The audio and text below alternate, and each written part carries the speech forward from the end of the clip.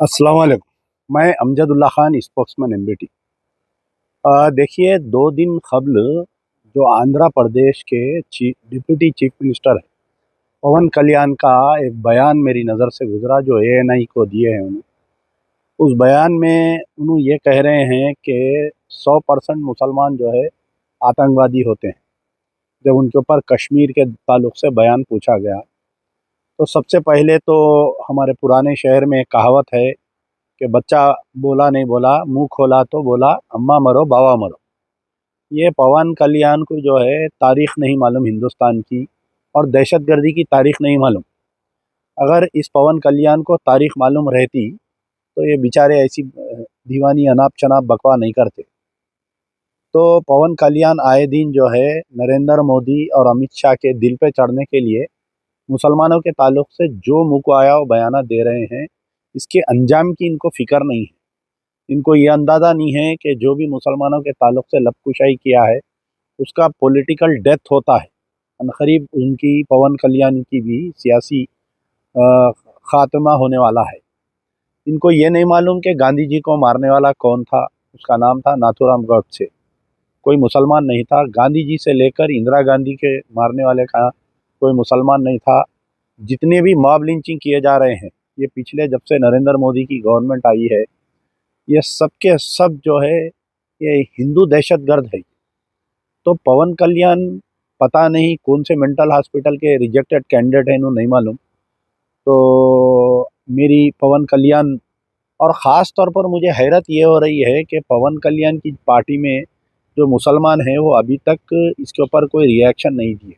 इनकी जो जनसेना में मुस्लिम्स है, और साथ में पवन कल्याण जो है चंद्रबाबू नायडू के साथ में है। चंद्रबाबू नायडू बारहा जो है फिरका परस्ती के खिलाफ में सेकुलरिज्म की तायद में बात करते रहते हैं।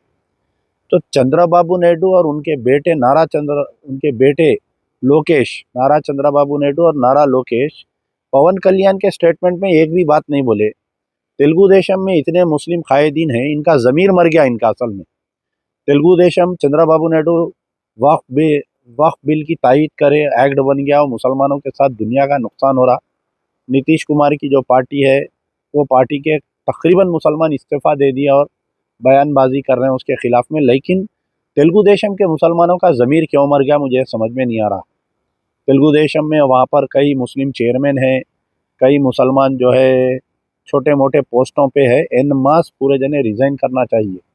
कल चंद्रबाबू नायडू वक्फ बिल की तायद करे, आज जो है पवन कल्याण मुसलमानों को दहशतगर्द बोल रहा। तो चंद्रबाबू नायडू इसकी निंदा नहीं की है। बड़ा अफसोस ये है कि पवन कल्याण तो पागल है, दीवाना है, वो एक मजनू है। वो ऐसे बयान देते आ रहा है वो।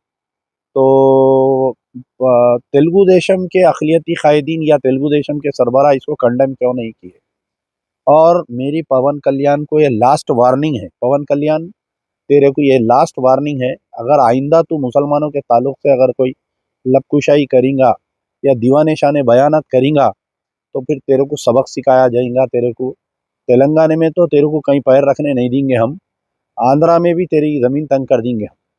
तो बेहतर है कि तेरी ज़बान को हम खींच देंगे अगर आइंदा अगर मुसलमानों के ताल्लुक से ऐसे बयानबाजी करेगा तो।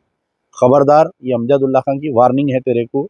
हैदराबाद के तमाम मुसलमानों की, तेलंगाना के तमाम मुसलमानों की, आंध्रा के तमाम गय्यूर मुसलमानों की तेरे को ये वार्निंग है कि आइंदा ज़बान संभाल के बात करना चाहिए। अगर आइंदा तू मुसलमानों के ताल्लुक से लबकुशाई करेगा तो तेरी ज़बान खींच देंगे।